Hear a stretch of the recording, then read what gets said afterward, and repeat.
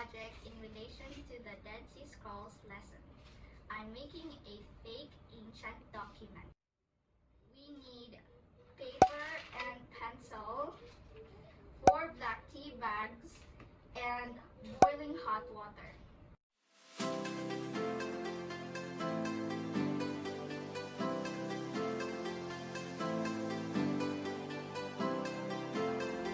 I'm going to write Old Testament verse or verses here, and then crumple it into a tight ball, then straighten it out, and then I'm going to let this cool down, and after that I'm going to dip it in here and wait for several minutes.